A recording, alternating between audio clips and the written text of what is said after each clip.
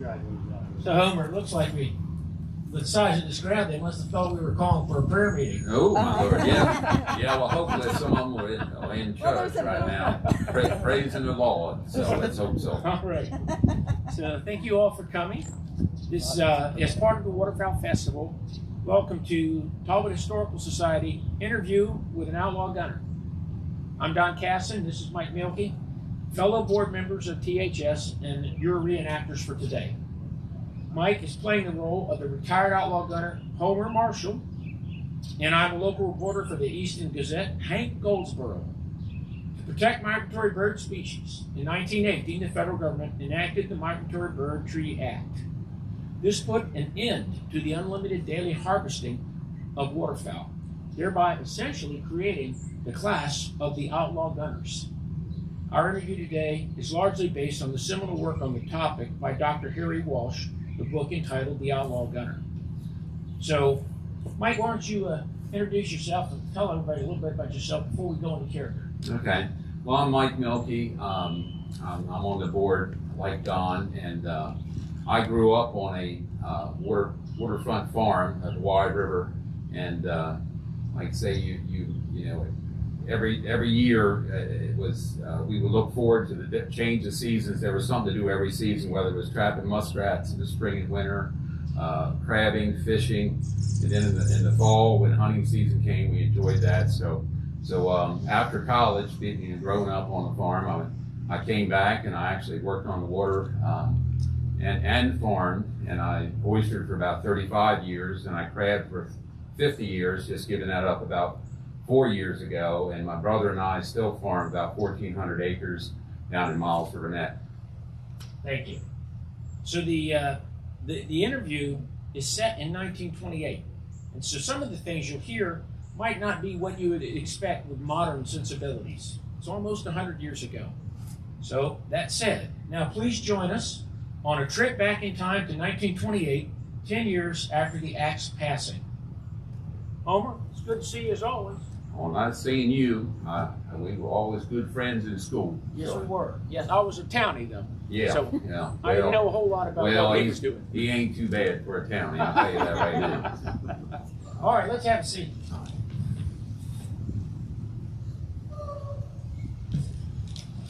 All right. Okay, we're ready.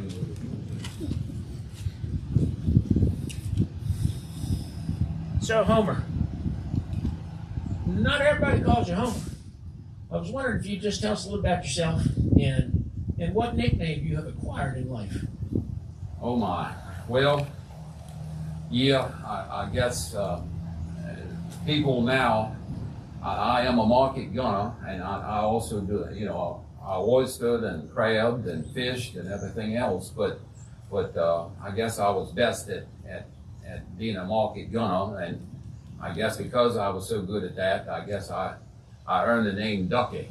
So that's what people generally call me. They call me Ducky, and I do take a little bit of offense there. I guess they call me an outlaw, but really, until that law passed in 1918, I was just a market gunner, and it's only because the law changed that now they consider me an outlaw, and I don't know, you can blame me, but there's plenty of market, and we just didn't have much choices back then. We were poor, and like I say, that one of my hero captains, Captain Jesse Jump, used to say, "No ducks, no dinner."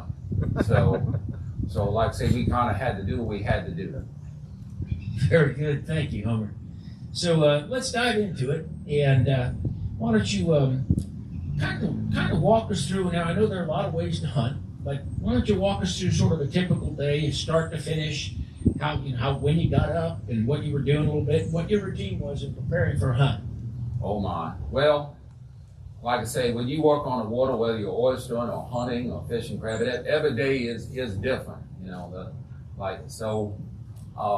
So I guess I was always working hard, and during the day, I guess for preparing for a hunt, you would have to get the bait out there somewhere, and during the day. We would hunt ducks sometimes, bait them right during the day, and hunt over decoys or tollers and things like that. But as after, and really after this law passed, most of our activity have to be at night. Not only when we use this punt gun or battery guns and go after ducks, it worked best at night, but also we had to avoid the law and the game wardens. Fair enough. Did in this day, this average day, all season long, did the weather conditions or the changing seasons from fall to winter, did that have any impact on your strategy? Oh my, yeah, oh yeah. Well, anything you do on the water here, and even the farmers, the weather is everything. And that dictates what I do and when I do it. And to be honest, we don't quite understand the weather as good as these birds do. The waterfowl, they give us clues. I mean, when you got a big storm that's coming, they can sense it. They'll start feeding heavy. And in fact, that's the time when sometimes it's the best time to hunt. So we'll gear up to hunt then and do it well, but we have to be careful because you don't want to get caught on days a storm hit you, a northwester. We're limited then because some of the boats and things we use would never hold up. But the weather was a big part of it. I mean, it could freeze up.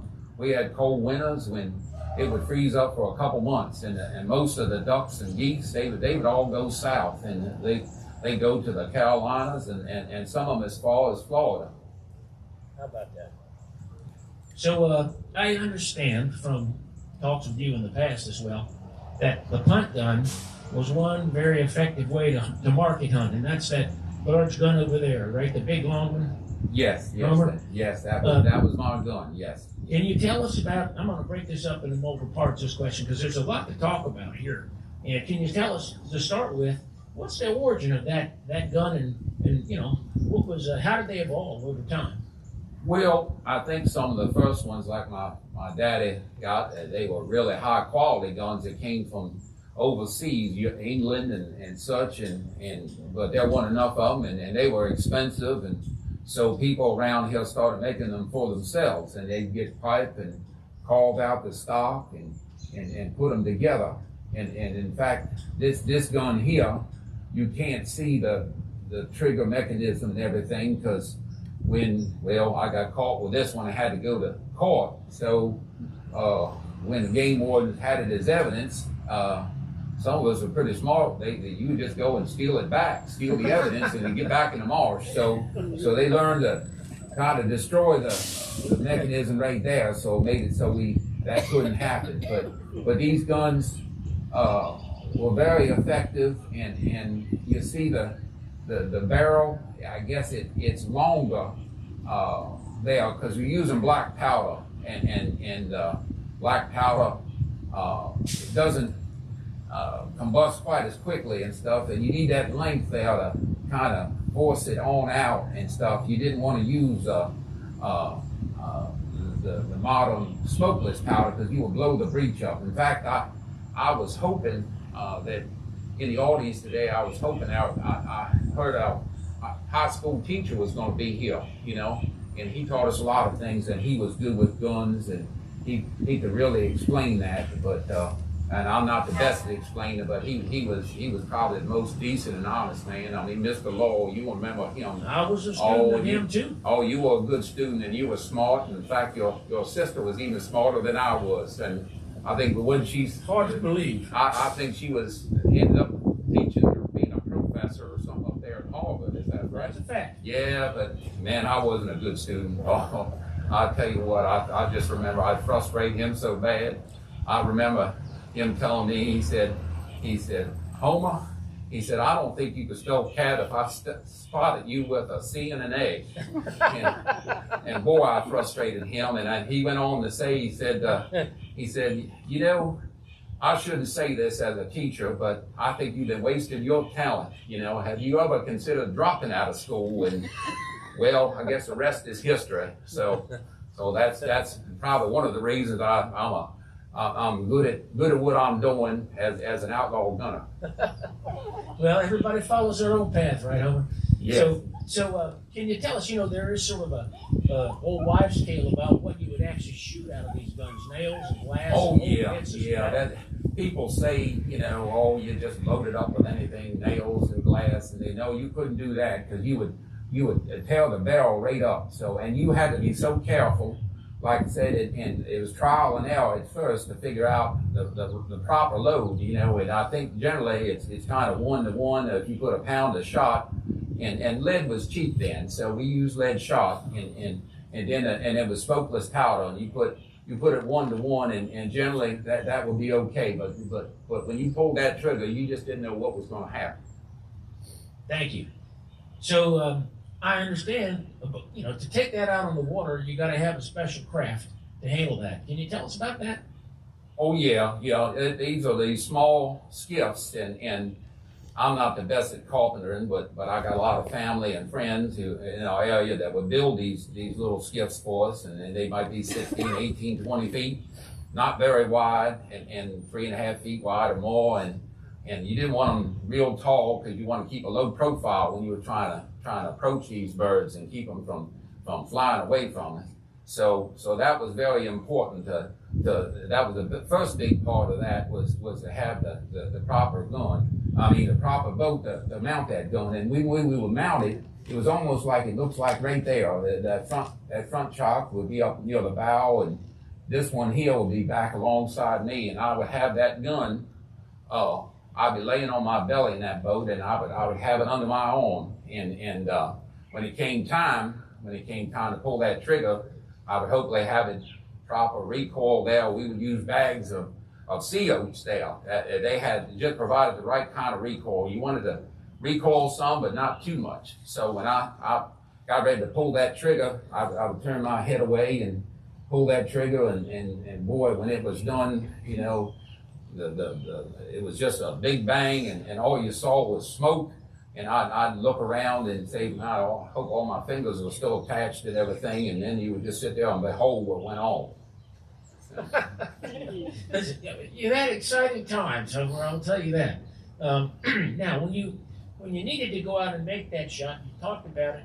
How effective was a good shot? Oh my, yeah. Well, these things here were very effective. I guess on a good shot, you could maybe get 35 geese or even 100 ducks. I mean, most time it wasn't that, but that's how many you could shoot, and they were very effective. And I'm going to show you here. Here's my gun that I'm reduced to here now, because they've taken so many of my punt guns and everything, and they even took my most favorite was an automatic gun I had here and this gun here can shoot about 7 times. You get one in the chamber and 6 or so in a magazine, but I had an extended magazine on it, come out here 11 shots, and I could put that, and those birds would jump up off that bait, and I would just, as fast as I could pull that trigger, and it'd just be raining ducks down on it. But that, like I say, that was my favorite. But these guns here, like I say, they were very, very, very effective. But those guns there can come in a close second. So Homer, did you ever have a close call when hunting with a punt gun? Oh my, yeah. Well, let's put it this way, and I guess I got my first interest. I just remember my first with my daddy coming home with the ducks from one of these hunts, and he had a big bag full of them, burlap bag full of these dead ducks that he had killed, and stuff, and he put them right down in the house, and next thing I know, there was ducks running all through the house, so they weren't all dead. So they kind of got my attention as a child. So I picked up the trade. I learned from my dad, and I guess that one weekend he was away, so I just said, being young and foolish, Daddy used to say to me sometimes, he said, it's what you learn after you know it all that really counts. So he was right there. So that night, he was gone, and I gathered things up and got the gun loaded, and I guess I didn't get that 1-to-1 ratio, and I probably overloaded it, and then of all things, instead of grabbing a bag of sea oats, I grabbed sandbags, and boy, you don't want to do that. That just made too much. Well, I'll just tell you what happened. So when that gun went off, I don't know what happened, and I guess what happened was they told me was that the recoil it jumped back and knocked a hole in the boat and turned it over, and when I came to, I was just hanging there, you know, and boy, I was scared, and I don't know, people say it, I started praying, good Lord, you know, please save me. And if you ever wonder, can you pray and scream for help at the same time? You can, because I was doing it, believe me. And I guess that's what saved my life, you know, because a couple people on shore, you know, well, actually, they were doing the same thing as me. They actually heard the commotion and saw that and heard me screaming and came to and saved my life. But if it wasn't for that, the good Lord saved my life that night. That's a heck of a story. So, Homer, once you'd finished your hunt, I'm curious, how'd you get your catch to market? And how far would you have to go to sell it? And who might be the buyers and ultimately the end consumers of the product? And then after that, we'll talk about the different kinds of ducks just a little bit, if you don't mind, and their value. Oh my, okay.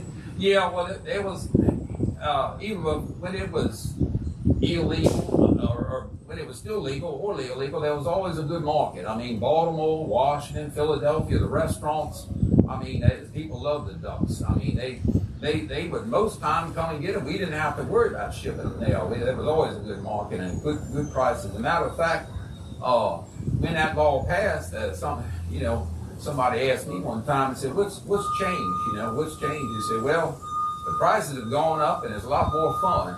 So, and that was right. So it was hard it really didn't change a whole lot of things other than just what we had to do to not get caught. But the birds, they wanted them, and in fact, the ducks that they coveted the most were the canvasbacks. And the canvasbacks, most time we didn't get them until the Susquehanna Flats up in the head of the bay would start freezing, and then the ducks would come down, and the big crabs and the redheads, because early on in the season we would shoot the trash ducks, you know, the ruddy ducks, mergansers, whifflers, and things like that we didn't get much money for. But some of these other ducks, the redheads, we would get a fair price for them, but the canvasbacks, oh my Lord, that's what they wanted. You know, the restaurants, and if you had them on corn, they would be even more desirable, because their breasts, instead of being gray, it would actually be just as yellow and fat, just like one of those mallards ducks that you would raise in the barnyard. So that's what they really wanted. And the regular canvasbacks, you would sell them by the pound.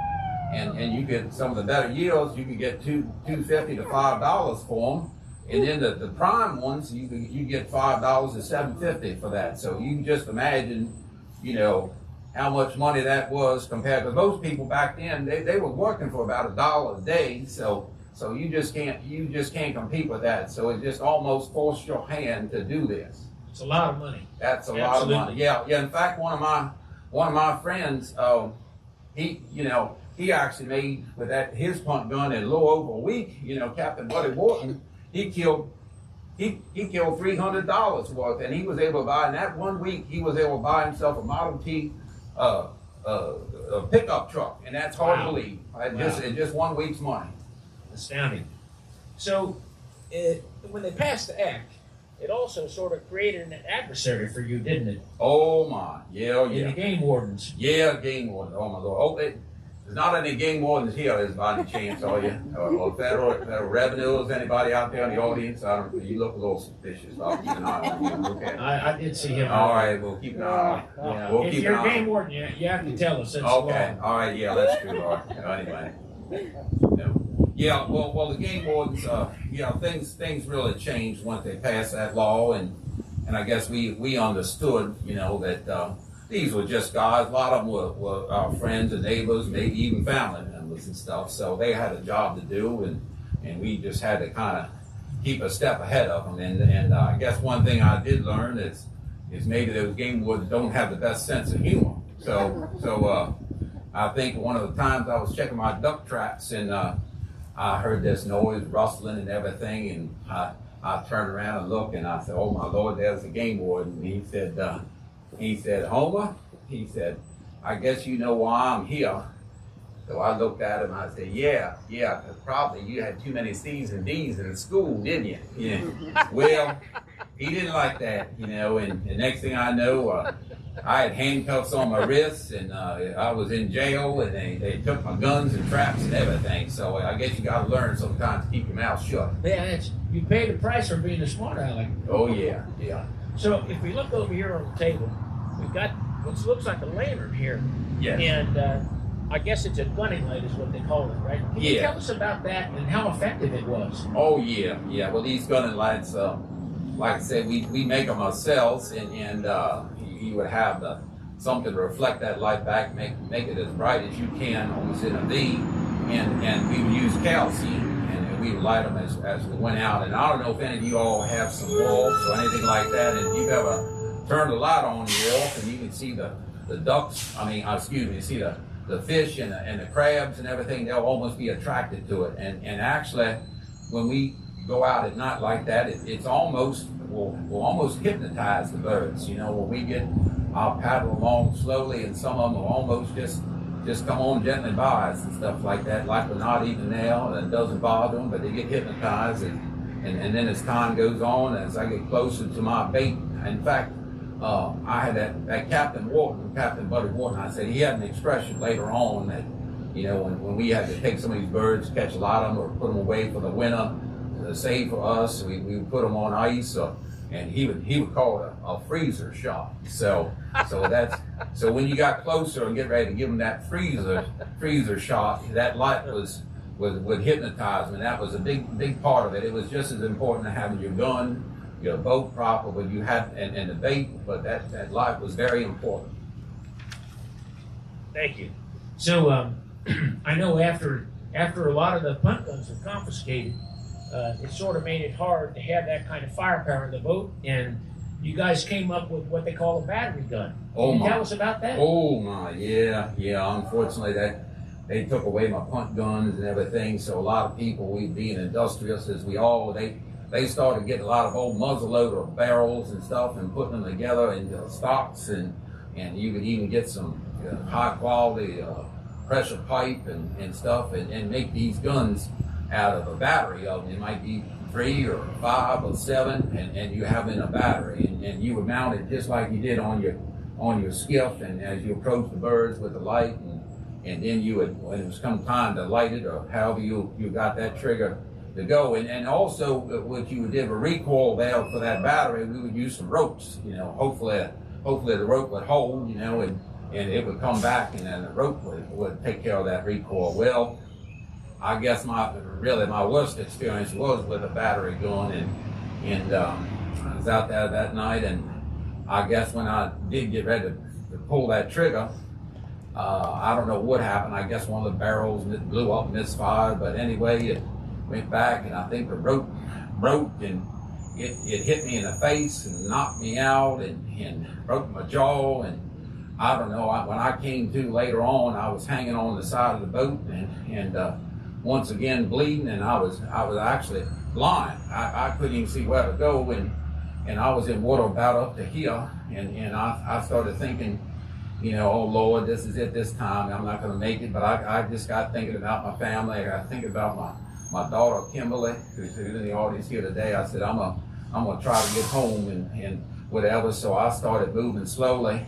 I was freezing and moving slowly towards shore, and I guess at one point I started screaming and praying at the same time, and eventually I kept walking, and the water got a little shallower, and it did, you know, I got close enough to shore, and my brother Nick, he heard my calls. He was actually out looking for me, and I don't know why, but he heard my calls, and he saved my life that night, and I miss old Nick. I wish he could tell the story even better, although he'd be a little saltier, I'll put it that way. His language would, I don't know, be good for this crowd, but I miss old Nick.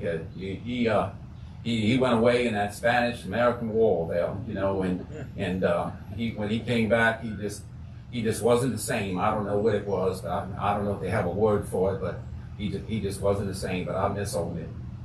I've heard that's a pretty common problem. You know, it seems to me, Ducky, that given your close scrapes, maybe we ought to think about renaming you Lucky. Oh boy, yeah. I've got other names too, and I maybe Nick could tell you about them, and I'm not going to give them to you right now.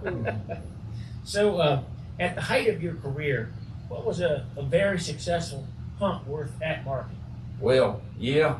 Well, like I say, again, you could a good night's work. You can get $100 for that, and it was just you know, it was just good money. You just could not compete. When I oystered or crab or fish, I could not compete with that. So it was nothing else could compare to that. And even after that law passed, I mean, you know, even before that law, you know, 5 years before, in 1913, they passed the law that said I have to pay taxes on my income, the money I make. Can you believe that? Shameful. Yeah. Shameful. No, some of the darn fools, and they're actually doing it. They're actually paying on it. Oh, well, anyway, so that's it. So yeah, you make some good money, and darn if I want to pay taxes on it, I'll tell you that right now.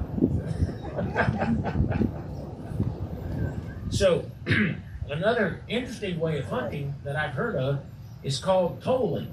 Can you tell us about that? Oh yeah. Well, when you got live birds, you raise them called tollers. So you would raise them at home, and then you would take them out there, and you would tie them down. You know, most of the time you have to put ropes on them and stuff, and hopefully they would. You know, I make decoys. Everybody makes decoys, but it's nothing like the real thing, and in life and anything. So these birds would talk to the others and get them to come in, and it was nothing like hunting over tollers, but we get attached to them too. I mean, they was like our pets, you know. And I had one in particular. You see that stuff when they all over there that we call him Old Pete, and he was just he was contrary. He didn't want anything to do with anybody else, any animals, and he was faithful to me. And when we go hunting, he would actually go out and swim out and get up with the other geese and lure them right back in. You know, I mean, we call him Pete, but I guess if those other geese, if you give them a name, would probably be Benedict Arnold. But I mean, Pete, we loved him to death. And in fact, these birds can live 40 or 50 years in captivity, and just one spring we couldn't find Pete for a few days, and then out behind one of the sheds we looked, and he's sitting on a nest, and he got 3 eggs. So I guess maybe Pete wasn't the right name, but it was too late in the game. We never changed the name. He was still, to the day he died, he was Old Pete. Thank you for that one. That's a great story. I you. appreciate that. So Homer, you've also mentioned a little bit about hunting with bait. Can you tell us about that? Oh yeah. Well, corn, you know, that's your number one. Without corn, I don't know what we do with the government. I mean, just getting into everything, and you know, now we can't sell the geese and ducks and I don't know what they do if we can't use toll as a bait, you know, because that's just so important. And in fact, in corn and getting back to the government, I mean, you know, we use this corn for bait, but I've got some family members using this corn to, you know, making some moonshine and stuff. And the revenues are coming in there and busting it up and everything else. The only thing that does, I guess, it makes more corn available for me to use for bait. I'll put it that way. But this government, I don't know what's going on, but it just seems like they're messing up everything for us. Well, I'm sure that'll change for the better. Well, let's hope so. So I've read about duck trapping as a method that outlaw gunners, market gunners sometimes use. Can you tell us about duck trapping? Old duck trapping, yeah. I guess it's really, as time went on, especially passing that law, and it was, you know, when you fire those shots, the game wardens and stuff would be on you. So there's more and more became duck trappers. I mean, almost every family was duck trappers, and so you would set them at night, and it was almost. They're made out of chicken wire, and a lot of times they're almost like a funnel, like you got on the waterman, or like an eel pot or something, and the ducks will go in, and we go at night and also and get them out of there and try to be as quiet as we could, so the game wardens couldn't hear us. But I guess it was almost like, you know, when you know, these things, these banks, you know, I used to be kind of, skeptical of these banks, but I guess I'm getting more comfortable with it here now. But, you know, you can actually earn interest on the money, you know, so I didn't know much about interest or banking or anything. The only thing I ever heard was the girls with the least principal draw the most interest. Is that right? So I don't know. That's what I heard anyway. But anyway, you could you know, be there at night and these ducks would be going in there and stuff. So it was just made you feel good. You're sleeping at night and you know that, you know, somehow you're earning something. It's just like earning interest on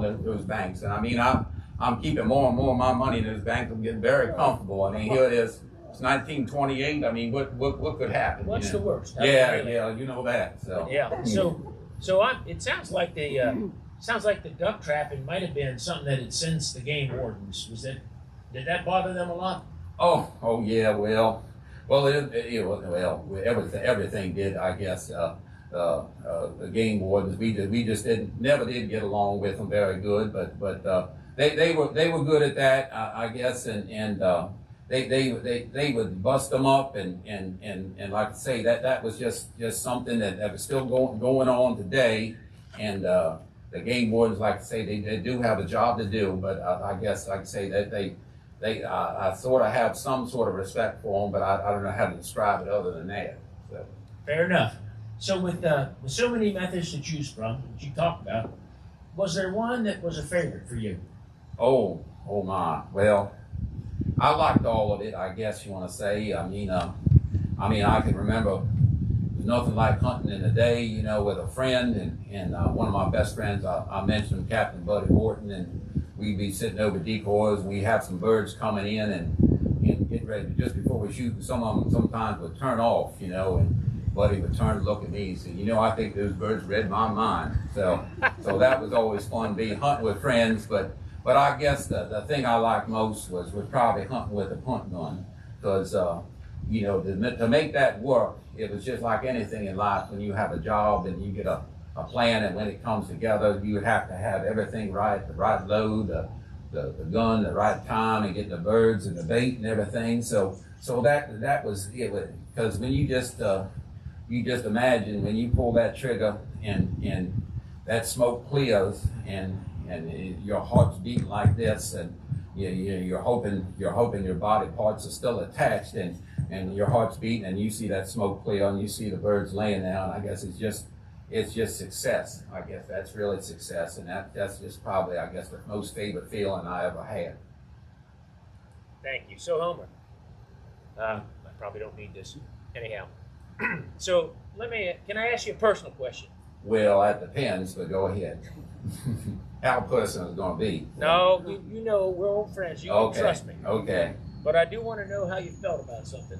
Okay. Do you have any regrets looking back on this for killing all those ducks and geese? Oh my. Well, like I said, I guess, you know, when I first started, my daddy, you know, there was just plenty of birds. Every year was the same. You know, the start of the year when the birds came down, there was just as many in the end of the season as it was in the beginning. There just was no end to them, seemed like, you know. And I don't know, I guess as time went on, and I guess close to that time when they passed that law, I guess there were a few more birds each year. We sort of noticed a difference. So I guess I sort of understand why they had to do that.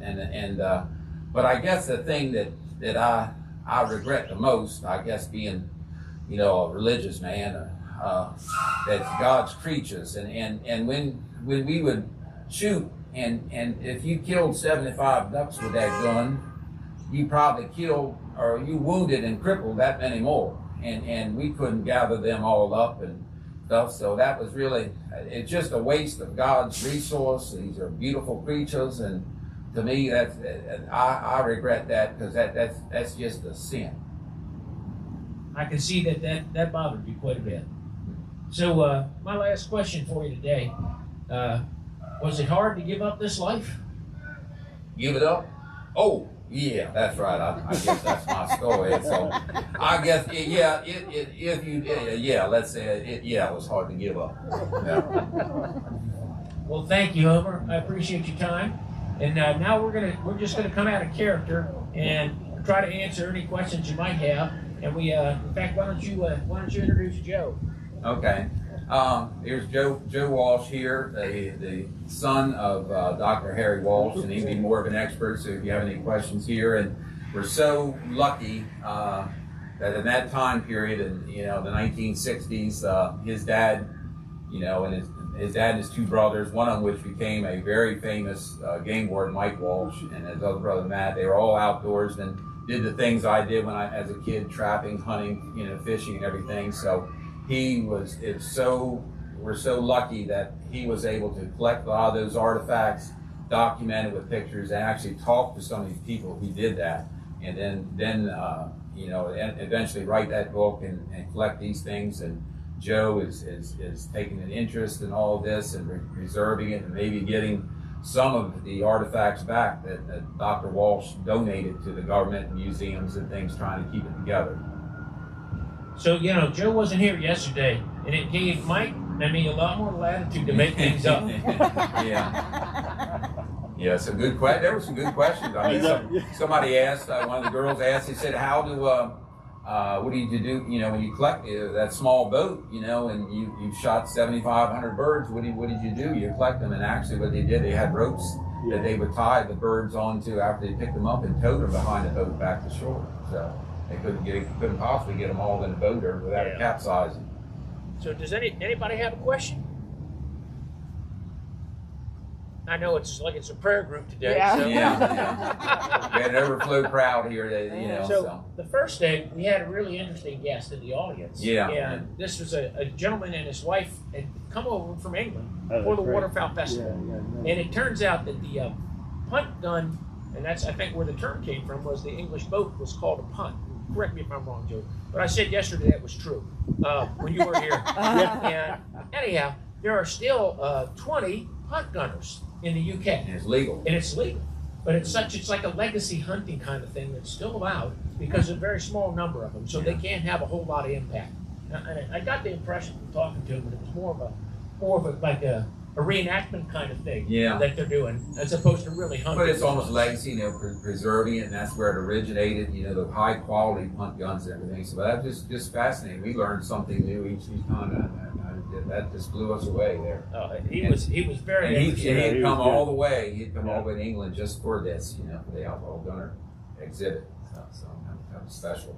So the punt guns in England, you were saying the high quality. So what were they made of, or how were they different than these? I'm not going to be as expert. I just know they were made better, and stuff. So, they had names. I guess in your book, I'd have to get your. Yeah, I mean, they were professionally made to look, like a regular gun. Yeah. Beautiful stocks, hung barrels. I mean, these are just pipe. Pipe, that they would use for plumbing and stuff like that.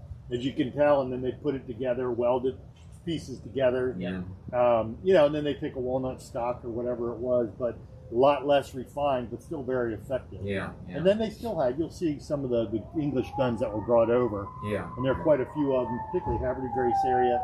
They used to have names for them and everything like that too. Yeah. Yeah. I don't know what we would call that one. Yeah. We could come up with something. You need to have them side by side. Yeah. Anything else? We're just about out of time, but if you have anything else, I'd be happy to try to field that. All right. Well, thanks for showing up. Thank God you. bless you all. All right.